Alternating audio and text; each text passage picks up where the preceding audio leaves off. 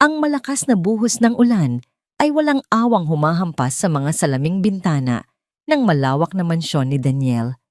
Bawat patak ay tila isang paalala, isang malamig na daliring tumutusok sa sugat na 3 taon nang hindi naghihilom sa kanyang puso. Sa labas ang hangin na nagmumula sa kabundukan ng Tagaytay ay umuungol isang malungkot na kantang sumasabay sa walang katapusang pagluluksa sa loob ng mga pader na yon. Ang mansyon na dating simbolo ng kanyang tagumpay bilang isang tanyag na real estate magnate ay isa na ngayong ginintuang hawla. Ang bawat sulok ay may dalang alaala ng halakhak ng kanyang mag-ina, ang kanyang asawang si Elena, at ang kanilang kambal na anak na sina Sophie at Isabella. 3 taon na ang nakalipas mula nang kunin sila ng isang malagim na aksidente sa sasakyan. Isang aksidente na nangyari habang sila ay papunta sa isang bakasyon na hindi niya napuntahan dahil sa isang mahalagang pulong. Isang pulong na ngayon ay tila walang anumang halaga. Nakatayo si Daniel sa harap ng malaking bintana. Hawak ang isang kopita ng alak na hindi niya iniinom.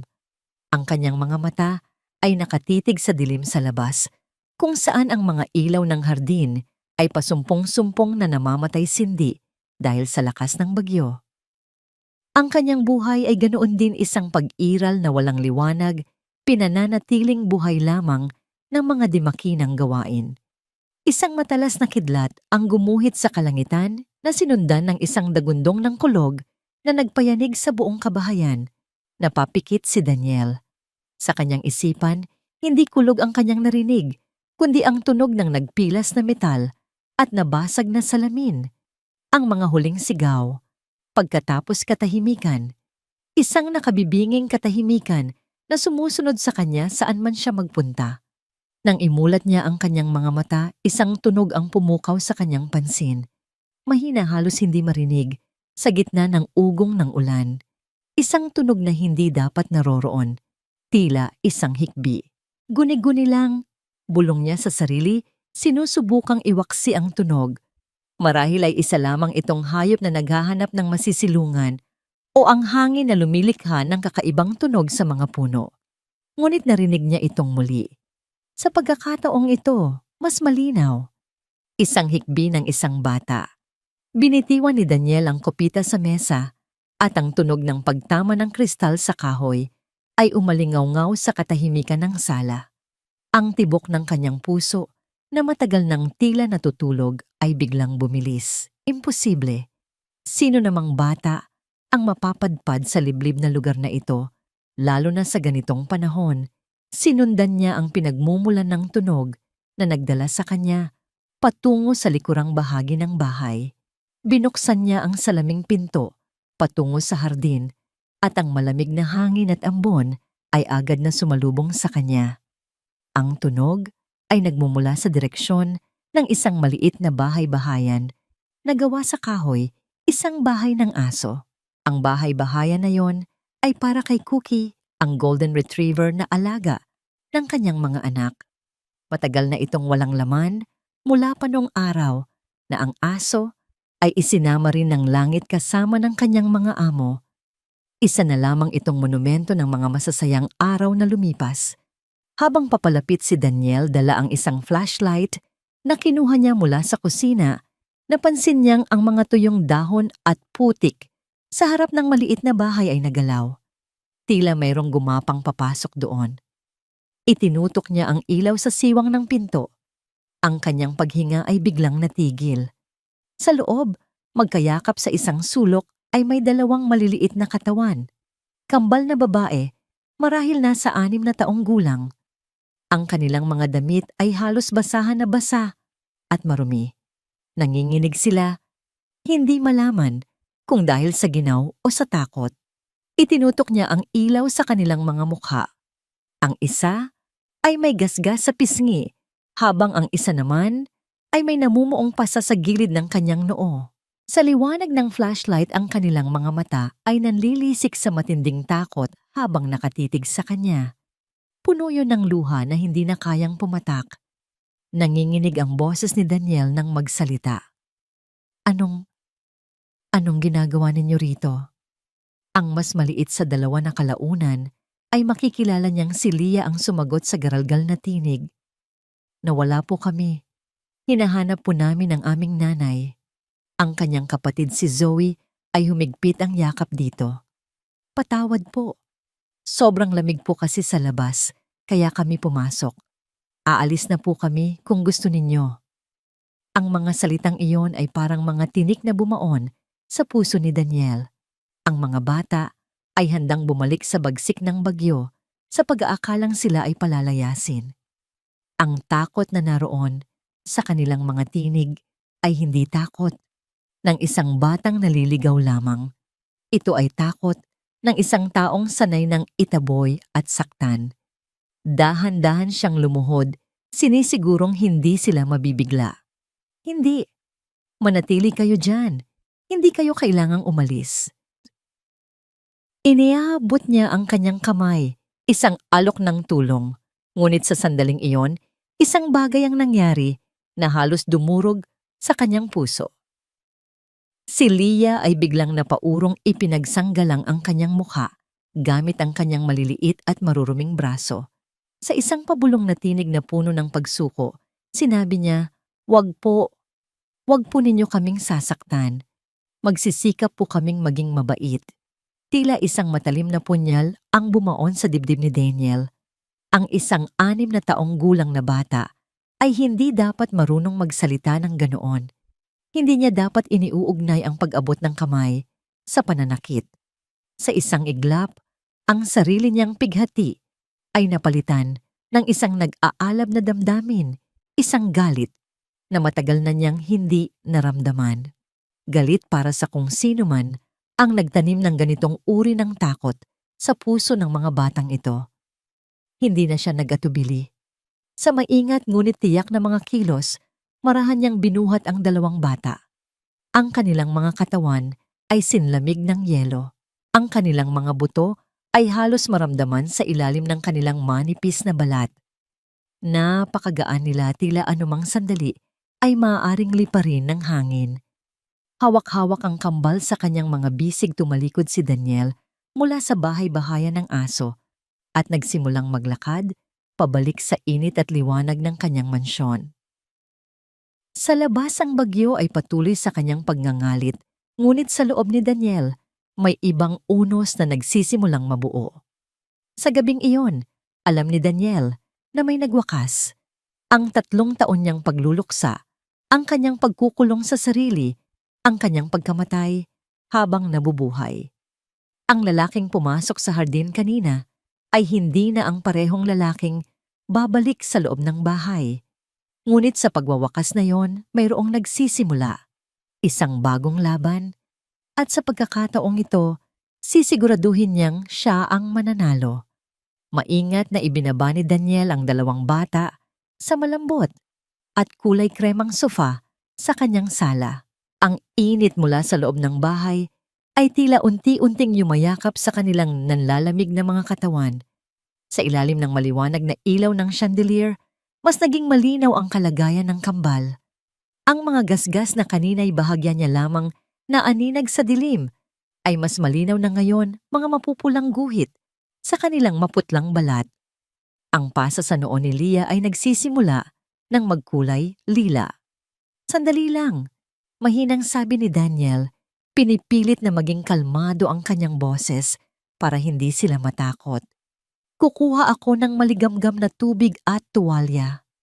Nagmamadali siyang pumunta sa banyo at bumalik na may dalang isang maliit na palanggana at malilinis na bimpo. Lumuhod siya sa harap ng mga bata. Ang mga ito'y hindi gumagalaw, tila mga estatwa na nakaupo sa gitna ng karangyaan na ngayon lang nila nakita. Ang kanilang mga mata ay maingat na sumusunod sa bawat kilos niya. "Hahayaan niyo ba akong linisin ang mga sugat ninyo?" Tanong niya, tinitiyak na ang kanyang tinig ay banayad. Si Zoe, ang mas matanda sa 2, ay tumango ng dahan-dahan. Kinuha ni Daniel ang braso ni Leah na siyang pinakamalapit sa kanya. Marahan niyang isinawsaw ang bimpo sa maligamgam na tubig at sinimulang punasan ang putik sa balat nito. Habang ginagawa niya iyon, Bahagya niyang itinaas ang manggas ng maruming damit ng bata. At doon ang pagtitimpi ni Daniel ay nagsimulang mag-init. Ang manipis na braso ni Leah ay puno ng mga pasa. May mga bago na kulay ube at itim. May mga luma na naninilaw na. Ang iba ay tila hugis ng mga daliri. Isang malinaw na palatandaan na may humawak dito ng buong bagsik. Bumigat ang kanyang paghinga. Nagngangalit ang kanyang mga bagang. Dahan-dahan niyang sinuri ang braso ni Zoe. Ganoon din. Mayroon pang isang mahabang galos sa likod ng balikat nito na tila sanhi ng isang matulis na bagay. Sino? Sino ang gumawa nito sa inyo? Nanginginig ang boses na tanong ni Daniel. Ang dalawang bata ay nagkatinginan. Ang takot ay muling gumuhit sa kanilang mga mukha. Yumuko si Zoe, ang kanyang mahabang buhok ay tumabon sa kanyang mukha. Nadulas lang po kami. Halos pabulong niyang sagot. Ang pagsisinungaling na yon na halatang itinuro sa kanila ay mas lalong nagpasiklab sa galit sa puso ni Daniel. Hindi na siya nagtanong pa. Alam niyang hindi pa sila handang magsalita. Tinapos niya ang paglilinis sa kanila, pinalitan sila ng malalaking t-shirt niya na ginawa niyang bestida para sa kanila. Pagkatapos ay naghanda siya ng isang mainit na sopas. Habang kumakain sila sa malaking lamesa sa kusina, kung saan ang bawat subo ay tila isang milagro para sa kanila, unti-unting nagkaroon ng lakas ng loob si Zoe na magkwento. Sa mahinang tinig, ikinuwento niya ang kanilang buhay matapos mamatay sa sakit ang kanilang tunay na ina. Ikinuwento niya kung paano sila napunta sa kanilang mga Tita Karen at Tito Eric. Noong una mabait daw ang mga ito, ngunit nang maubos ang kaunting perang naiwan ng kanilang ina, nagsimula ang kanilang kalbaryo. Ang hindi pagpapakain, ang walang katapusang pag-uutos sa mga gawaing bahay, at ang mga palo at kurot sa tuwing hindi sila nasisiyahan. Habang nagsasalita si Zoe, si Leah ay tahimik lamang na kumakain, ngunit ang mga luha ay walang tigil sa pag-agos mula sa kanyang mga mata, humahalo sa sabaw ng sopas sa kanyang kutsara. Nang marinig ang lahat, tumayo si Daniel at lumayo saglit, nagtungo sa may bintana para hindi makita ng mga bata ang nag-aapoy na galit sa kanyang mga mata. Kinailangan niyang huminga ng malalim para kontrolin ang pagnanais na hanapin ang mag-asawang iyon at gawin sa kanila ang ginawa nila sa mga batang ito. Nang medyo kumalma na siya, kinuha niya ang kanyang telepono at tinawagan ang isang numero na matagal na rin niyang hindi natatawagan. Ang Child Protective Services. Ipinaliwanag niya ang sitwasyon sa isang social worker sa kabilang linya. Ang boses ng babae ay puno ng pag-aalala, ngunit ang kanyang mga sinabi ay nagdulot ng panibagong bigat sa dibdib ni Daniel. Ginoo, naiintindihan ko po ang sitwasyon, sabi ng social worker. Ngunit ayon sa batas, sina G at Ginang Ron, Eric at Karen pa rin ang legal na tagapag-alaga ng mga bata. Kung mananatili sila sa inyo ng walang pahintulot, maaari po kayong makasuhan ng kidnapping. Nanigas si Daniel. Kidnapping. Iniligtas ko sila mula sa tiyak na kamatayan. Nakikita ninyo ba ang mga pasa sa kanilang katawan? Opo, Ginoo, at iimbestigahan po natin yan. Sagot ng babae. Ngunit kailangan po nating dumaan sa tamang proseso. Isang mahabang proseso. Pagkatapos ng tawag, napaupo si Daniel. Ang laban na ito ay hindi pala magiging simple, hindi sapat na mayaman at makapangyarihan siya. Kailangan niyang harapin ang batas, isang kalabang minsay, mas malamig pa kaysa sa bagyo sa labas. Nang bumalik siya sa kusina tapos nang kumain ng kambal, malinis ang kanilang mga plato na tila dinilaan. Ngunit isang bagay ang pumukaw sa kanyang pansin. Nakita niya si Zoe na maingat na kumuha ng isang piraso ng tinapay mula sa basket sa gitna ng mesa. Lumingon ito sa paligid at nang akalain niyang hindi nakatingin si Daniel, mabilis niyang isinilid ang tinapay sa bulsa ng malaking t-shirt na suot niya. Ang simpleng kilos na yon ay tila isang matalim na kutsilyong humiwa sa puso ni Daniel. Lumapit siya ng dahan-dahan. Zoe, mahinahon niyang tawag. Bakit mo itinago yan? Nagulat ang bata. Ang kanyang mga mata ay nanlaki sa takot tila nahuli sa isang malaking kasalanan. Nanginginig ang kanyang mga labi. Para po bukas. Halos hindi marinig na sagot niya. Baka po wala na ulit kaming kainin. Sa puntong yon, tuluyang gumuho ang lahat ng pader na itinatayo ni Daniel sa paligid ng kanyang puso. Ang sakit ng pagkawala ng sarili niyang pamilya at ang awa at galit na nararamdaman niya para sa kambal ay nagsanib. Lumuhod siya at niyakap ang dalawang bata. Sa pagkakataong ito, hindi na niya pinigilan ang sariling mga luha. Hindi na mauulit yon. Bulong niya habang hinahaplos ang kanilang mga buhok. Habang narito kayo, hinding-hindi na kayo magugutom. Pangako. Ilang sandali silang nanatiling magkayakap. Ang mga hikbi ng mga bata ay unti-unting humina na palitan ng mahimbing na paghinga. Nakatulog na sila sa kanyang mga bisig pagod sa lahat ng kanilang pinagdaanan. Maingat niyang binuhat ang dalawa patungo sa isang bakanteng silid tulugan. Inihiga niya sila sa malambot na kama at kinumutan. Pinagmasdan niya ang kanilang mga payapang mukha habang natutulog. Mukha silang mga anghel na nakaranas ng impyerno. Bumalik siya sa sala, ang kanyang isip ay puno ng mga plano. Mga plano kung paano niya lalabanan ang sistema, kung paano niya poprotektahan ang mga batang ito. Tumingin siya sa labas. Tumila na ang ulan. Ngunit habang nakatitig siya sa madilim na kalsada, sa labas ng kanyang tarangkahan, isang pares ng ilaw ang biglang lumitaw. Isang sasakyan ang papalapit. Huminto ito mismo sa tapat ng kanyang gate.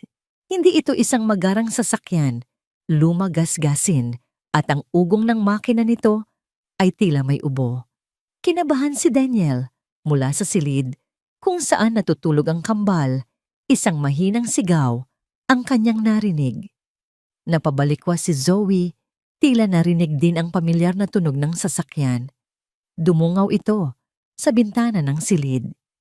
Nang makita niya ang sasakyan, ang kulay sa kanyang mukha ay biglang nawala. Nanginginig siyang tumakbo palabas ng kwarto at yumakap sa binti ni Daniel. Andyan na sila. Umiiyak na bulong ni Zoe. Ang kanyang buong katawan ay nanginginig sa matinding takot. Andyan na po sila. Ang tunog ng doorbell ay umaling-aungaw sa loob ng mansyon, tila isang babala ng digmaan. Si Zoe at Leah ay lalong humigpit ang pagkakakapit sa likod ni Daniel. Ang kanilang mga maliliit na katawan ay nanginginig na parang mga dahon sa hangin. Inilagay ni Daniel ang kanyang mga kamay sa balikat ng dalawang bata, isang kilos ng proteksyon at pangako. Huminga siya ng malalim pinatatag ang kanyang sarili at dahan-dahang binuksan ang mabigat na pinto. Sa labas nakatayo ang isang lalaki at isang babae.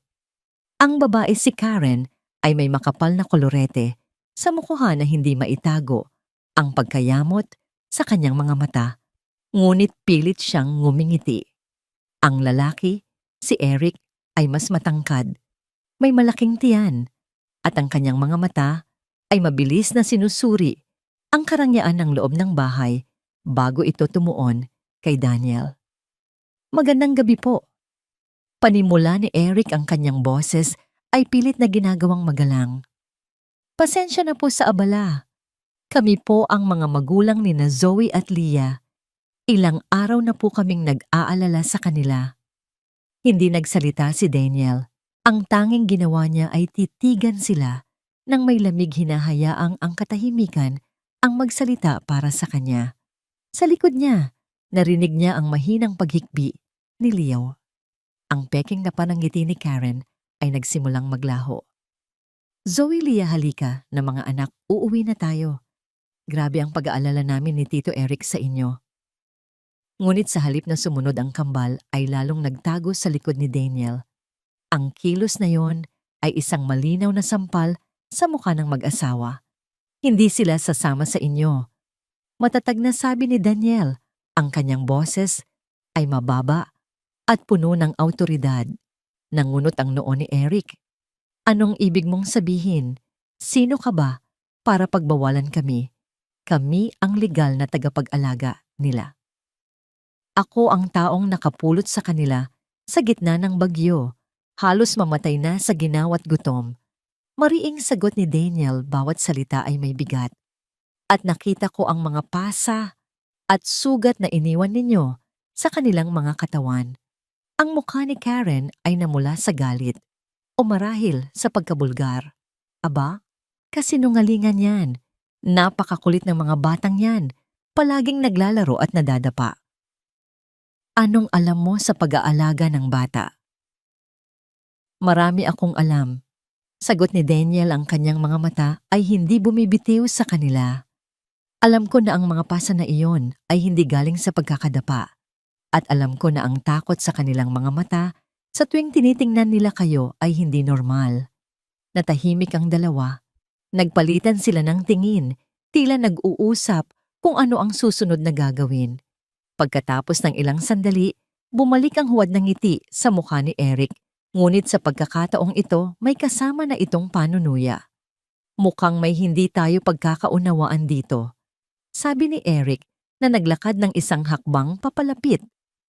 Alam mo, mukha ka namang disenteng tao at itong bahay mo napakalaki. Malinaw na hindi ka naghihirap. Ano ang punto mo? Tanong ni Daniel. Ang punto ko ay, patuloy ni Eric, ang kanyang mga mata ay kumikinang sa kasakiman. Mahal na mahal namin ang mga batang yan. Malaki na ang nagastos namin sa kanila. Gatas, pagkain, damit. Alam mo na? Kung gusto mo silang manatili sa'yo, biglang sabat ni Karen na ngayon ay naiintindihan na ang plano ng kanyang asawa.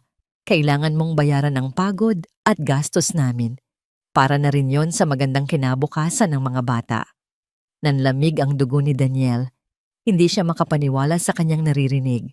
Ang mga batang ito ay hindi mga anak para sa kanila, kundi mga kalakal.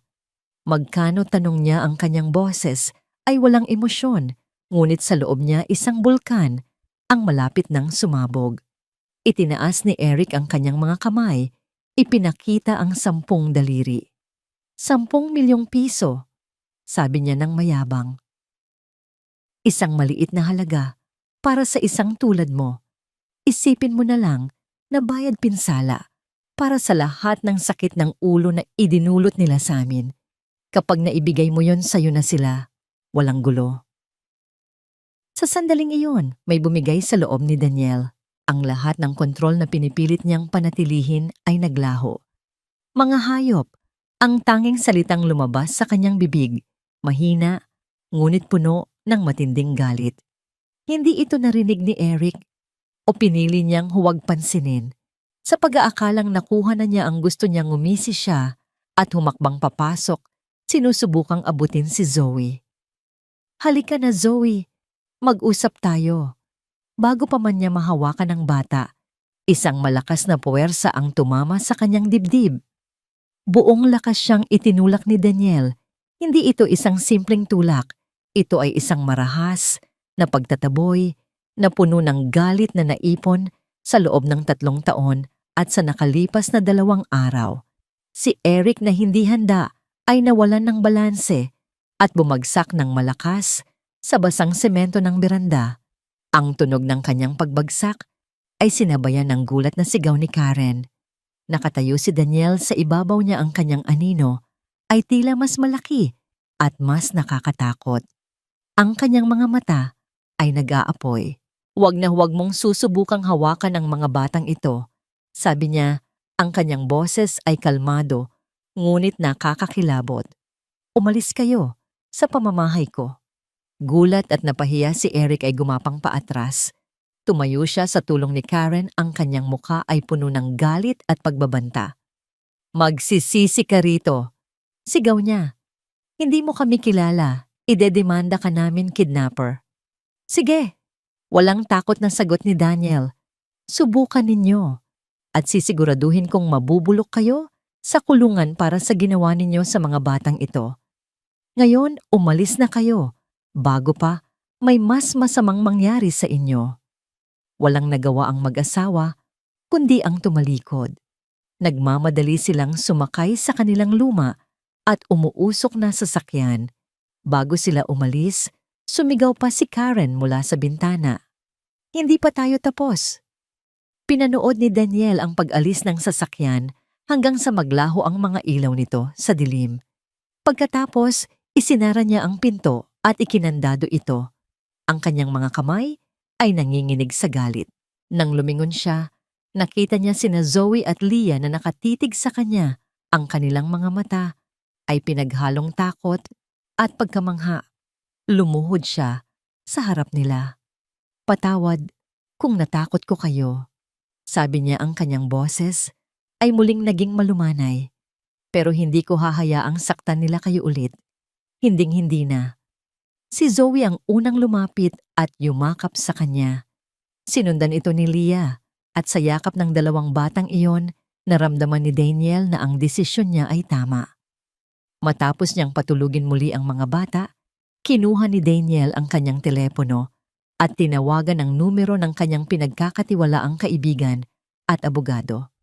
"James," sabi niya nang sagutin ang tawag. Ang kanyang boses ay matatag at determinado. "Daniel, anong nangyari gabi na?" sagot ng kaibigan. Hindi nagpaligoy-ligoy si Daniel. "May trabaho ako para sa'yo at gusto kong simulan mo ito ngayon din." "Ano ba yan?" "May 2 bata akong kasama ngayon. Ang mga legal na tagapag-alaga nila ay sinasaktan sila at sinusubukang ibenta sa akin."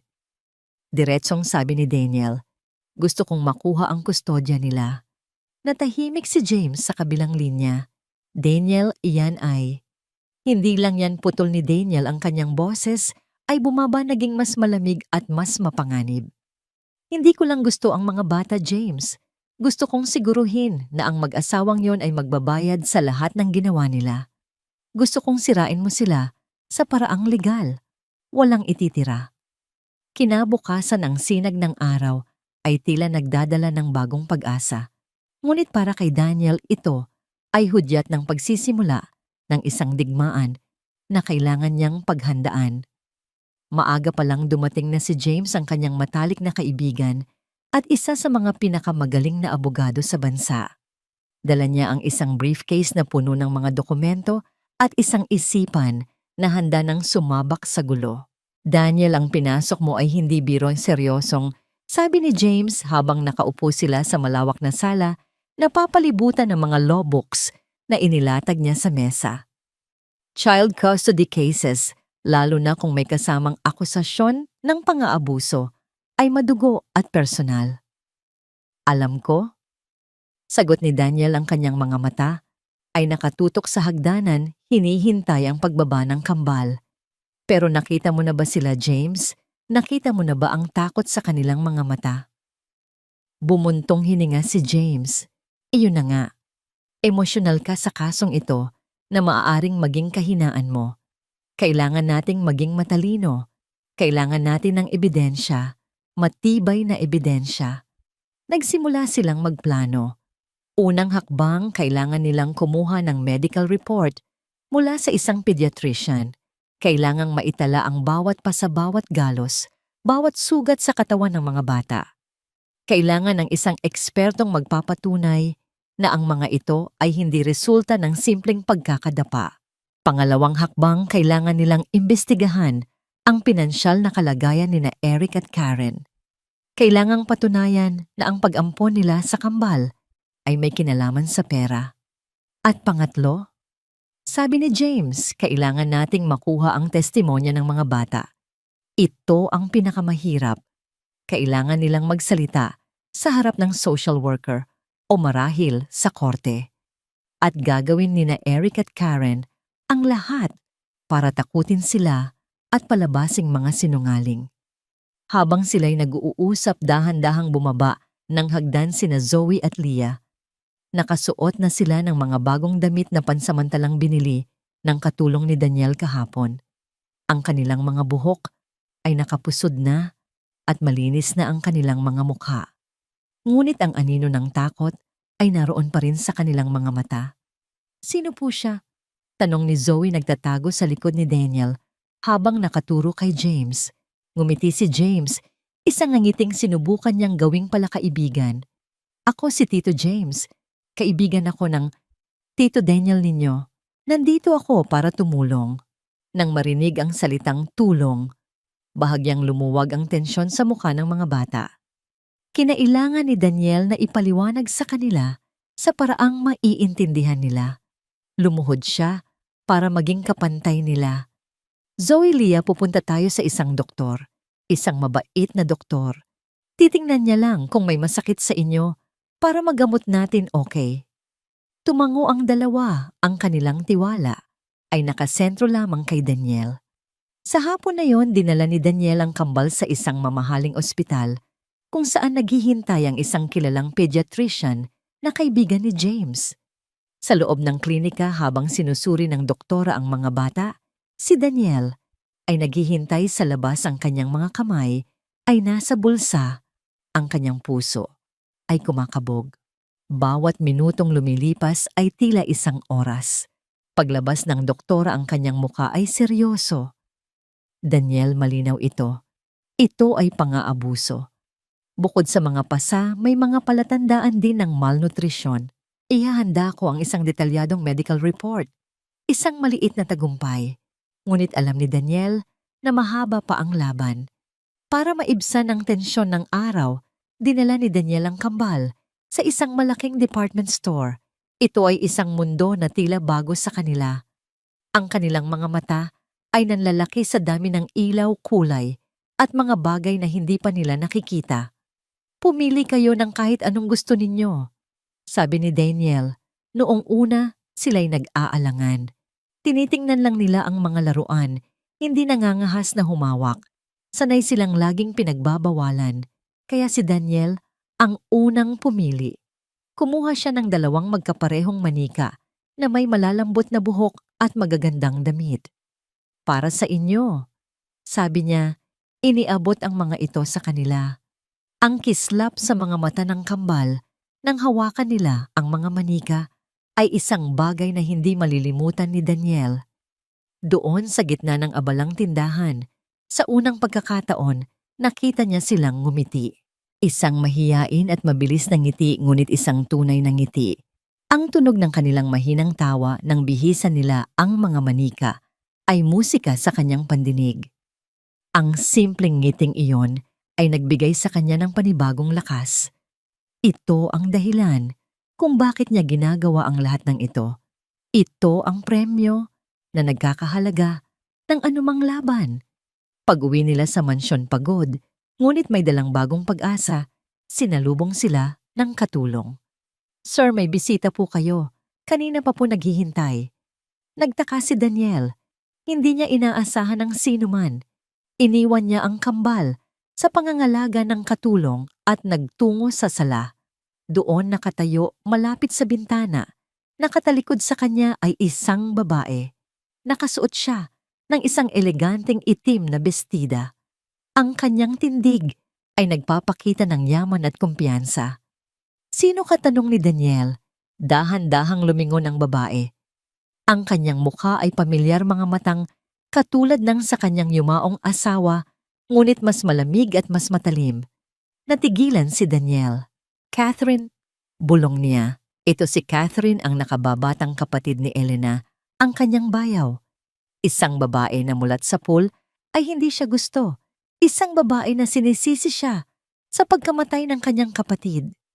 Ang mga mata ni Catherine ay hindi nakatingin sa kanya, kundi sa 2 bata na ngayon ay sumisilip mula sa pasilyo, hawak-hawak ang kanilang mga bagong manika. Ang kanyang tingin ay mapanuri at puno ng paghuhusga. Nakarating sa akin ang balita, Daniel, sabi ni Catherine. Ang kanyang boses ay may bahid ng yelo. Ano na naman itong pinasok mong gulo? At sino ang mga batang yan? Bago pa man makasagot si Daniel, nagpatuloy si Catherine. Ang kanyang mga salita ay tumatagos na parang mga patalim. Huwag mong sabihing Naghahanap ka na ng pamalit para sa kapatid ko at sa mga pamangkin ko. Ganon ka na ba kadesperado para punan ang pagkukulang mo? Ang bawat salita ay isang sampal, isang pagbubukas sa sugat na pilit niyang tinatahi. Isang bagong laban ang biglang sumulpot sa kanyang harapan. Isang laban na hindi lamang tungkol sa batas, kundi tungkol sa nakaraan sa pamilya at sa kasalanang habambuhay niyang papasanin. Ang mga salita ni Catherine ay nanatiling nakabitin sa hangin, tila lason na unti-unting kumakalat sa buong silid. Naramdaman ni Daniel na nanigyas ang kanyang mga kalamnan. Ang pagdating ng babaeng ito ay parang isang multo mula sa nakaraan dala-dala ang lahat ng sakit at akusasyon na pilit niyang ibinabaon sa loob ng 3 taon. Hindi mo alam ang sinasabi mo, Catherine. Mariing sagot ni Daniel, pinipilit na kontrolin ang galit na nagsisimulang umakyat sa kanyang lalamunan. Ikinumpas niya ang kamay sa katulong para ilayo mo na ang mga bata na ngayon ay nakaramdam na ng tensyon at takot na nagbabalik sa kanilang mga mata. Oh, talaga ba? Tumawa si Catherine, isang tawang walang kagalakan. Kilala kita, Daniel. Palagi kang tumatakbo. Noong namatay si ate, nagtago ka rito sa bundok na ito. At ngayon, para takasan ng sakit, mag-aalaga ka ng 2 batang palaboy. Para ano? Para gumaan ang konsensya mo. Ang bawat tanong ay isang patalim. Hindi sila palaboy. Giit ni Daniel, ang kanyang boses ay naging mas matigas. Sila ay mga biktima, mga batang kailangan ng tulong. At ikaw ang tagapagligtas mo, ni sarkastikong tanong ni Catherine. Lumakad siya palapit, ang kanyang mga mata ay nag-aapoy sa matagal ng kinikimkim na galit. Huwag ako, Daniel. Ang taong ni hindi kayang iligtas ang sarili niyang pamilya ay walang karapatang magpanggap na bayani para sa iba. Sa puntong yon, tila sumabog ang isang bagay sa loob ni Daniel. Ang akusasyong yon ang pinakamasakit sa lahat dahil iyon din ang paratang niya sa kanyang sarili gabi-gabi. Wala kang alam sa nangyari. Sigaw niya, ang kanyang boses ay umalingaw-ngaw sa buong sala. Wala ka roon. Tama ka, wala ako roon. Ganting sigaw ni Catherine. Dahil nasaan ka noon, Daniel? Nasaan ka habang ang kapatid ko at ang mga pamangkin ko ay nag-aantay sa'yo? Oo nga pala. Nasa isang business meeting ka. Isang pulong na mas mahalaga kaysa sa pamilya mo. Isang deal na nagkakahalaga ng buhay nila. Ang mga salita ay tila mga suntok na paulit-ulit na tumatama sa mukha ni Daniel. Nakita niya sa mga mata ni Catherine ang parehong galit at sakit na nakikita niya sa salamin araw-araw. Magkaiba sila ng paraan, ngunit pareho silang nagluluksa. Pareho silang naghahanap ng masisisi. Hindi ko ginusto ang nangyari. Halos pabulong na sabi ni Daniel. Ang kanyang galit ay napalitan ng pamilyar na bigat ng pighati. Pero hinayaan mong mangyari. Tumaas ang boses ni Catherine at sa pagkakataong ito, may mga luhang namumuuna sa gilid ng kanyang mga mata. Pinili mo ang trabaho. Palagi mong pinipili ang trabaho at ang kapatid ko sa sobrang pagmamahal sa'yo, tiniis niya lahat. Tiniis niya ang kalungkutan, ang pag-iisa, dahil umaasa siyang isang araw pipiliin mo rin siya. Pero hindi dumating ang araw na yon. Daniel, huli na ang lahat. Hindi na nakasagot si Daniel. Ang katotohanan sa mga salita ni Catherine ay masyadong mabigat. Totoo, palagi siyang abala sa pagpapalago ng kanyang imperyo, sa pag-aakalang ang lahat ng yon ay para sa kinabukasan ng kanyang pamilya.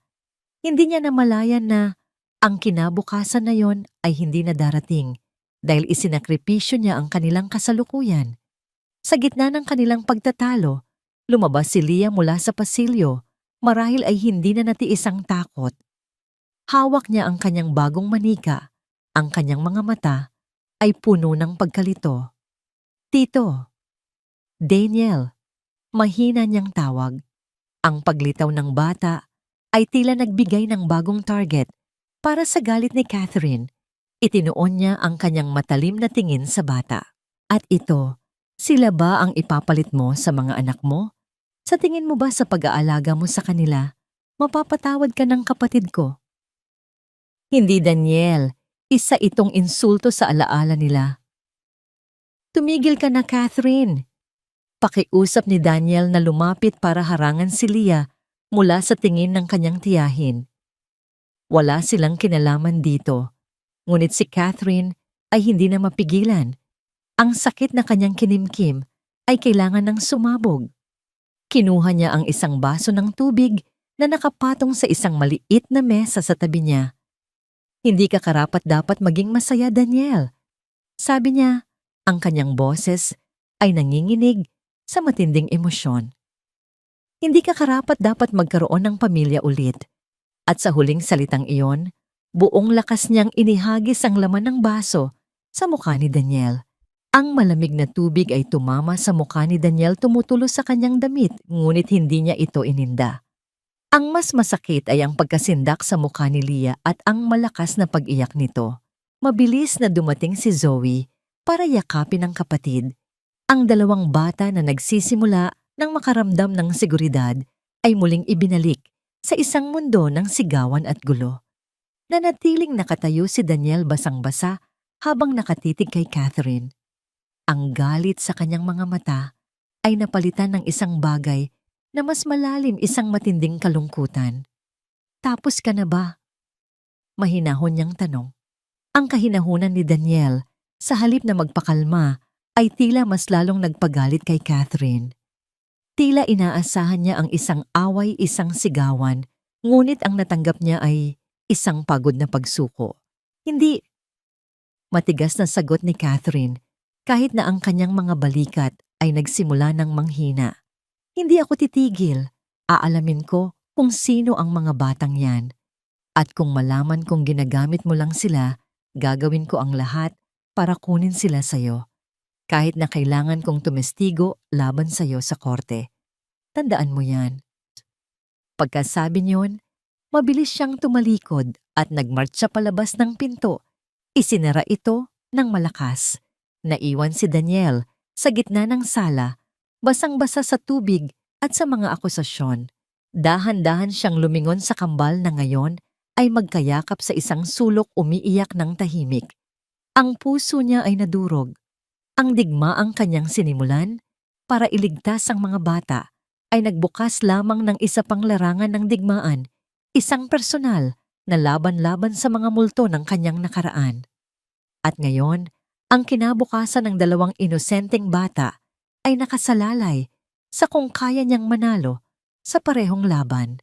Ilang araw, matapos ang matensyong pagbisita ni Catherine, sinubukan ni Daniel na ibalik sa normal ang lahat para kina Zoe at Leah. Ngunit ang anino ng banta ni Catherine, kasama na ang patuloy na panganib mula kina Eric at Karen ay nanatiling nakabitin sa kanilang ulunan. Naging mas mahigpit ang seguridad sa mansyon. Alam niyang ang katahimikan ay pansamantala lamang, tulad ng kalmado bago ang isang malakas na bagyo. At ang bagyo ay dumating sa anyo ng isang balita sa online. Isang umaga, habang umiinom ng kape si Daniel at pinagmamasdan ng kambal na naglalaro, sa hardin isang tawag mula kay James ang gumising sa kanya sa katotohanan. Daniel, buksan mo ang website ng Pinoy Chismis Daily. Sabi ni James, ang kanyang boses ay apurado. May problema tayo. Malaking problema. Agad na binuksan ni Daniel ang kanyang laptop. Sa pangunahing pahina ng sikat na tabloid website, isang malaking litrato niya ang nakabalandra, isang larawang kuha, nang hindi niya alam habang siya'y nasa labas ng ospital, kasama ang mga bata. At ang headline ay nakasulat sa malalaki at mapang-akusang mga titik, ulilang kambal, kinulong ng nagluluksang bilyonaryo. Pamilya, nag-aalala sa kaligtasan ng mga bata. Nanlamig si Daniel habang binabasa ang artikulo. Ito ay isang panig na kwento, malinaw, na nagmula kina Eric at Karen. Pinalabas nila ang kanilang mga sarili bilang mga mapagmahal na tagapag-alaga na inagawan ng mga anak. Inilarawan nila si Daniel bilang isang unstable na bilyonaryo na nagkukulong ng 2 bata para punan ang puwang na iniwan ng kanyang yumaong pamilya. Ang artikulo ay puno ng mga kasinungalingan at kalahating katotohanan na idinisenyo para makuha ang simpatya ng publiko. Mga demonyo, nanggigigil na bulong ni Daniel, dinala na nila ang laban sa media. Isang maruming taktika para sirain ang kanyang pangalan at impluwensyahan ang opinyon ng publiko at higit sa lahat ng korte. Ang epekto ay agaran. Nagsimulang mag-trending ang istorya sa social media. Ang mga komento ay nag-uumapaw. Ang ilan ay nagtatanggol kay Daniel, ngunit marami ang naniwala sa drama ng naaping pamilya. Ang kanyang kumpanya na matagal nang iniingatan ng reputasyon ay nagsimulang makatanggap ng mga tanong mula sa mga mamumuhunan at media. Sa gitna ng kaguluhang ito, dumating ang isang opisyal na sulat. Isang social worker mula sa Child Protective Services ang nakatakdang bumisita para magsagawa ng isang home and welfare check. Ang pangalan sa sulat, Jiangwang Pilar Reyes. Ito na yon, Daniel, sabi ni James sa telepono. Ang pagbisitang ito ay kritikal. Ang report ni General Reyes ay magkakaroon ng malaking bigat sa desisyon ng korte. Kailangan mong maging kalmado. Kailangan mong ipakita na ang mga bata ay masaya at ligtas sa'yo. Naging abala ang buong bahay sa paghahanda, hindi sa paglilinis, kundi sa paghahanda ng kanilang mga sarili sa emosyonal na paraan. Ipinaliwanag ni Daniel kina Zoe at Leah sa pinakasimpleng paraan na may darating na bisita para makipag-usap at tiyaking maayos ang kanilang kalagayan. Ang takot ay muling bumalik sa kanilang mga mata. Para sa kanila, ang mga bisitang opisyal ay palaging nangangahulugan ng gulo. Dumating si Generala Pilar Reyes kinahaponan.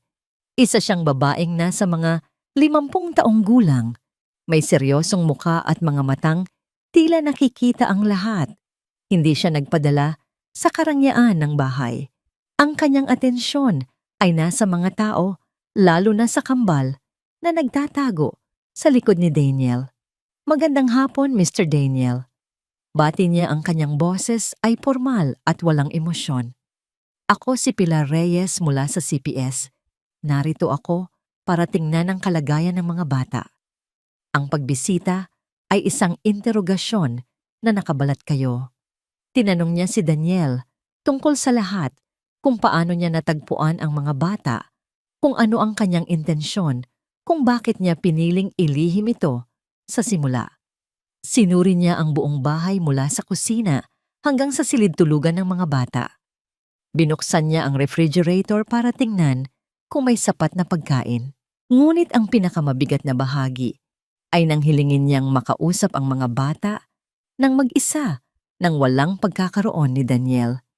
Kinailangan ni Daniel na iwan ang 2 bata kasama si General Reyes sa sala. Habang naglalakad siya palayo, narinig niya ang mahinang boses ni Geng Reyes na nagtatanong. Hindi niya marinig ang sagot ng mga bata. Ang bawat segundo doon ng paghihintay sa labas ay isang impyerno. Sa loob ng sala si Geng Reyes ay umupo sa sahig para maging kapantay ng kambal. Zoe, Leah, huwag kayong matakot, sabi niya sa mas malumanay na tono. Gusto ko lang malaman kung masaya ba kayo dito. Si Zoe na laging mas matapang ang sumagot. Opo. Pinapakain ba kayo ni Tito Daniel? Opo. Masarap po. Sinasaktan niya ba kayo? Mabilis na umiling ang 2. Hindi po mabait po siya. Sagot ni Leah, ang kanyang boses ay may halong pagtatanggol. Ngumiti ng bahagya si Gengan Reyes, ngunit ang kanyang mga tanong ay naging mas mahirap. Pero namimiss niyo ba ang Tita Karen at Tito Eric ninyo? Nagkatinginan ng kambal. Ang tanong ay isang bitag. Kung sasabihin nilang hindi maaaring palabasin itong sila'y tinuruan. Kung sasabihin nilang oo, maaari itong gamitin laban kay Daniel. Yumuko si Zoe. Ayaw na po naming bumalik doon, bulong niya. Masakit po. Pagkatapos ng halos 1 oras lumabas si Gengay Reyes mula sa sala. Ang kanyang mukha ay hindi pa rin mabasa. "Salamat sa inyong kooperasyon, Mr. Daniel," sabi niya bago umalis. "Gagawa ako ng aking report." Walang anumang pahiwatig kung ano ang isusulat niya. Ang kawalan ng katiyakan ay mas masahol pa kaysa sa isang direktang pag-atake. Gabi na. Matapos patulugin ang mga bata na pagod sa emosyonal na araw, umupo si Daniel sa kanyang madilim na opisina. Ang stress mula sa media sa pamilya at ngayon sa gobyerno ay nagsisimula ng magpahirap sa kanya. Pakiramdam niya ay nag-iisa siya sa laban na ito. Habang iniisip niya ito, tumunog ang security alarm sa labas. Mabilis siyang tumayo at tumingin sa monitor ng CCTV. Sa dilim ng hardin malapit sa bakod, sa likurang bahagi ng ari-arian, may isang anino. Isang lalaki, nakasuot ng itim na hoodie. Sinubukan ng lalaki na umakyat sa bakod. Ang puso ni Daniel ay nagsimulang kumabog ng malakas. Hindi ito isang simpleng magnanakaw. Ang lalaking iyon ay may isang layunin. Kinilala niya ang figura ng bahagya itong tamaan ng ilaw mula sa isang security lamp. Si Eric. Lasing at desperado. Hindi na nag-isip si Daniel. Ang proteksyon ng mga bata ang tanging nasa isip niya. Kinuha niya ang isang mabigat na metal na flashlight mula sa kanyang mesa at mabilis ngunit tahimik na lumabas ng bahay patungo sa kadiliman kung saan nag-aabang ang panibagong panganib. Ang hangin sa labas ay malamig ngunit hindi ito naramdaman ni Daniel. Ang tanging init na dumadaloy sa kanyang mga ugat ay nagmumula sa adrenaline at galit. Mahigpit niyang hinawakan ang mabigat na flashlight. Habang maingat na naglalakad sa madamong bahagi ng hardin, iniiwasan ang mga tuyong dahon na maaaring lumikha ng ingay. Ang kanyang mga mata ay nakatuon sa anino sa may bakod. Nang makalapit na siya, narinig niya ang hirap na paghinga ni Eric at ang mahinang pagmumura nito sa tuwing dumudulas ang kanyang kamay sa pader. Malinaw na lasing ito at ang kanyang mga kilos ay padalos-dalos. Ang desperasyon ay nagbigay sa kanya ng lakas, ngunit ang alak ay bumawi sa kanyang katinuan. Eric. Ang boses ni Daniel ay bumulong sa dilim, ngunit sapat ang lakas nito para marinig. Ang tunog ay tila isang kidlat na gumulat kay Eric. Natigilan siya sa kanyang pag-akyat, nawala ng balanse at bumagsak sa damuhan sa loob ng bakuran ni Daniel. Bumangon si Eric nanginginig sa galit at pagkalasing. Hinarap niya si Daniel, ang kanyang mukha ay namumula sa ilalim ng dim na ilaw ng security lamp. "Nasaan sila?" Sigaw niya, ang kanyang boses ay garalgal. "Nasaan ang mga bata? Ibalik mo sila sa amin?" "Umalis ka na, bago pa ako tumawag ng pulis," kalmadong sabi ni Daniel, kahit na ang kanyang pulso ay kumakabog ng mabilis. Itinayo niya ang kanyang sarili bilang isang pader sa pagitan ni Eric at ng bahay kung saan mahimbing na natutulog ang mga bata. Tumawa si Eric, isang tawang mapait at puno ng alak. "Pulis. Anong gagawin ng pulis? Ikaw ang kidnapper dito. Ako ang ama. May karapatan ako." Sumugod si Eric. Inaasahan na ito ni Daniel. Sinalubong niya ang atake hindi sa pamamagitan ng suntok, kundi sa paggamit ng bigat ni Eric laban dito. Mabilis niyang iniwasan ang padalos-dalos na suntok ni Eric at itinulak ito ng malakas sa balikat. Muling bumagsak si Eric sa damuhan. "Karapatan!" Umalingaw-ngaw ang boses ni Daniel sa katahimikan ng gabi. "Anong karapatan ang pinagsasabi mo? Ang karapatang gutumin sila, ang karapatang saktan sila, hanggang sa magkaroon sila ng mga pasa, ang karapatang gawin silang parang mga alipin."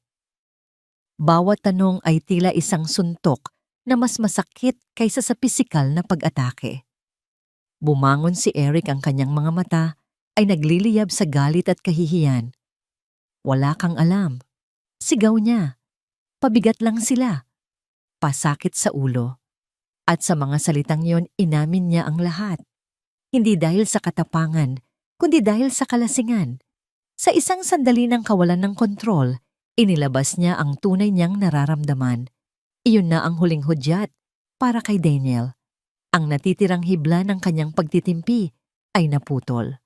Ang imahe ng mga pasa sa braso ni Leah at ang takot sa mga mata ni Zoe ay biglang nag-flash sa kanyang isipan.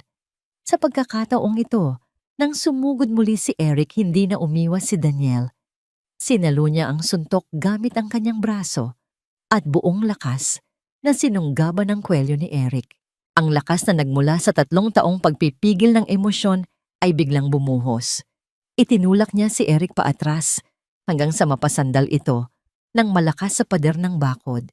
Hinding-hindi ka na makakalapit sa kanila. Gigil na, sabi ni Daniel, ang kanyang mukha ay ilang pulgada na lang mula kay Eric. Naririnig mo ba ako? Kung makita ko ulit ang anino mo malapit sa bahay na ito, sisiguraduhin kong hindi ka na makakakita ng sikat ng araw. Hindi ito pagbabanta, Eric. Ito ay isang pangako. Ang takot ay biglang pumalit sa galit sa mga mata ni Eric. Sa unang pagkakataon, nakita niya ang panganib na dala ni Daniel, hindi ang panganib ng isang bilyonaryo na kayang magbayad ng mga abogado, kundi ang panganib ng isang taong wala nang maaaring iwalan. At ngayon ay mayroon ng ipinaglalaban hanggang kamatayan. Binitiwan ni Daniel si Eric na tila isang basahan na nawalan ng laman. Bumagsak ito sa lupa, umuubo at nanginginig. Umalis ka. Ngayon na.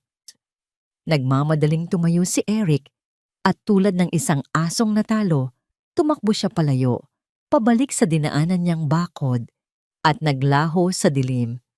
Hingal na napasandal si Daniel sa isang puno, ang kanyang kamao ay nanginginig. Ang adrenaline ay unti-unting nawawala, napapalitan ng isang nakakapanghinang pagod. Lingid sa kanyang kaalaman, may isang pares ng mata na nakasaksi sa huling bahagi ng pangyayari. Sa kabilang kalye, sa loob ng isang madilim na kotse, nakaupo si Catherine. Sinusundan niya si Daniel nagbabantay, marahil ay naghahanap ng butas para isakatuparan ang kanyang banta. Ngunit ang kanyang inaasahang makita, isang unstable na tao na nananakit ay hindi ang kanyang natunghayan. Ang nakita niya ay isang desperadong tao na nagpoprotekta, isang leon na nagbabantay sa kanyang mga supling. Nakita niya ang isang anino ng bayaw niyang minsan nang kinalimutan ng lalaking minahal ng kanyang kapatid dahil sa kakayahan nitong magmahal ng buo at lumaban para dito. Ang kanyang matigas na pananaw ay nagsimulang magkaroon ng lamat. Kinabukasan bumalik si Gengan Pilar Reyes. Hindi ito inaasahan ni Daniel. Mr. Daniel, meron po akong ilang follow-up questions. Sabi niya, ngunit ang kanyang tono ay tila mas malumanay na ngayon. Naupo siya sa sala kasama si Daniel. Sa pagkakataong ito, hindi niya tinanong si Daniel tungkol sa kanyang intensyon. Sa halip tinanong niya kung ano ang nararamdaman niya para sa mga bata. Natatakot ako. Pag-amin ni Daniel, isang sagot na ikinagulat, maging ng kanyang sarili. Natatakot ako para sa kanila at natatakot akong magkamali ulit. Pagkatapos noon, muli niyang kinausap ang kambal.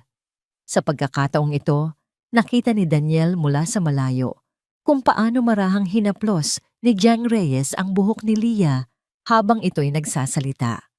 Nakita niya ang isang maliit na ngiti sa labi ng social worker habang pinapakita ni Zoe ang kanyang bagong manika. Bago umalis si Jang Reyes, humarap siya kay Daniel. Ang report ko ay maglalaman ng aking mga nakita. Sabi niya, at ang nakita ko ay isang tahanan, isang di-perpektong tahanan, marahil ngunit isang tunay na tahanan. Isang maliit na sinag ng pag-asa. Nang gabing iyon habang nag-aayos ng mga papeles sa kanyang opisina, tumunog ang telepono ni James. James, may balita. Tanong ni Daniel. Mayroon. At hindi ka maniniwala kung sino ang nasa kabilang linya kanina. Sabi ni James, sino? Nagkaroon ng sandaling katahimikan bago sumagot si James. Si Catherine, bayaw mo? Nanigas si Daniel. Anong kailangan niya idedemanda? Na ba niya ako?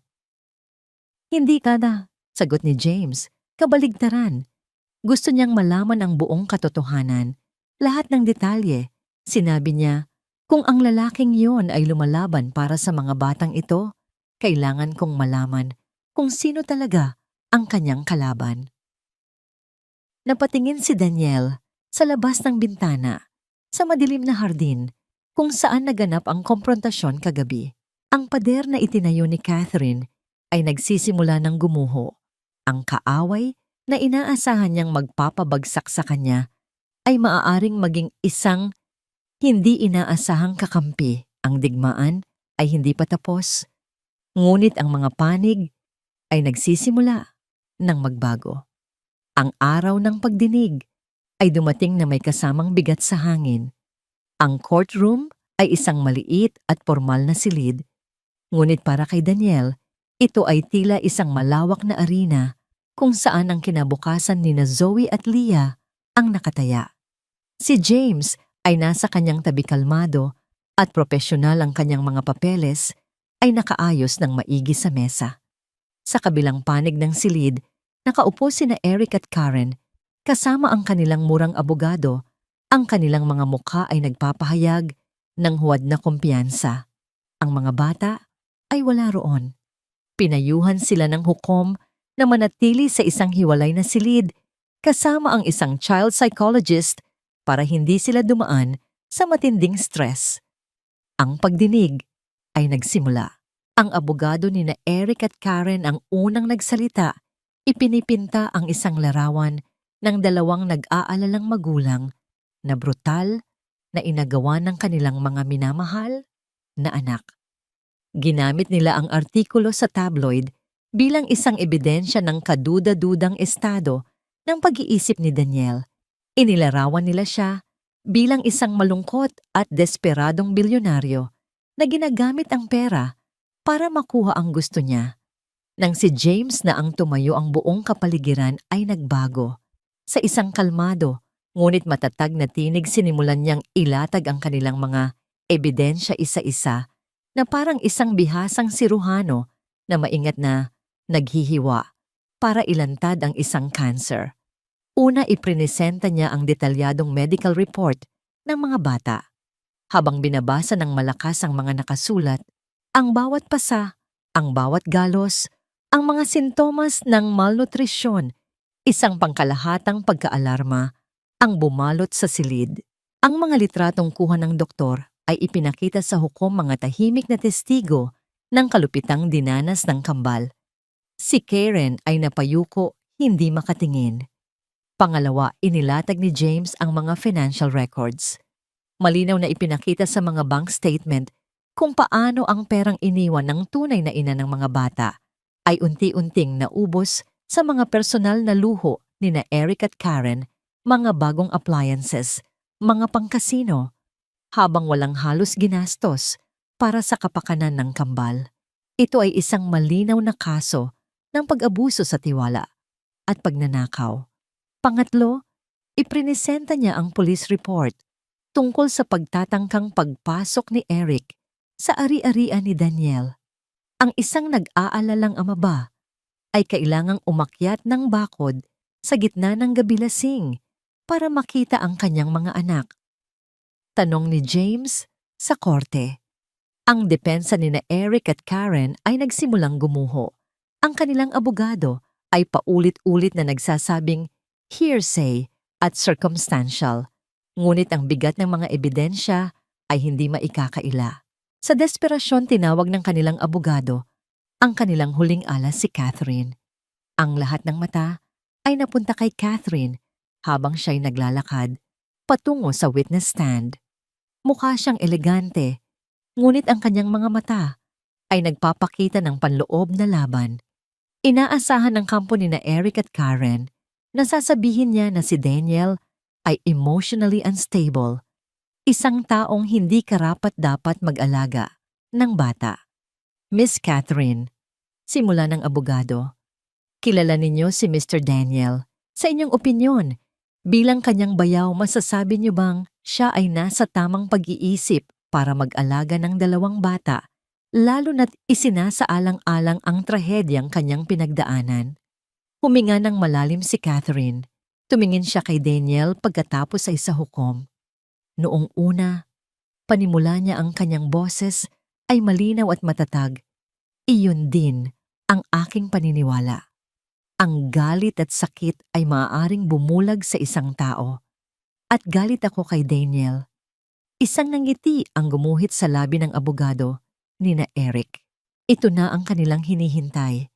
Pero pagpapatuloy ni Catherine, ang galit ay hindi nagtatagal kung ito'y nakabatay sa maling akala. Oo, nagluluksa si Daniel. Oo, nasasaktan siya.